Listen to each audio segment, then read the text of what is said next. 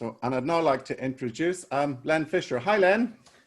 David, and hello, audience, a very large audience. It's my great pleasure to introduce our first keynote speaker, Charles Spence. Unlike most of us, Charles is physically in Oxford at the moment.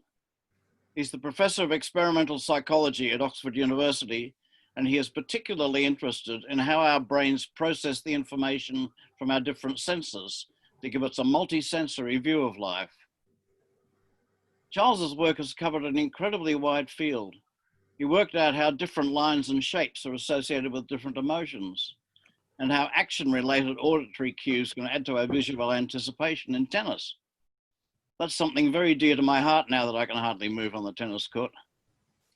But his main focus for a number of years has been on multisensory flavor perception in food and drink. He's done a lot of work with Heston Blumenthal, and in 2008, he received an Ig Nobel Prize for some work where he showed that crisps seem fresher if the noise that they make when chewed is amplified.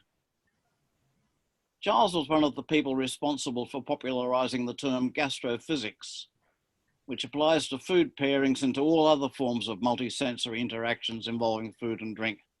I look forward very much to hearing what he has to say on the gastrophysics and psychology of herbs and spices in our cooking.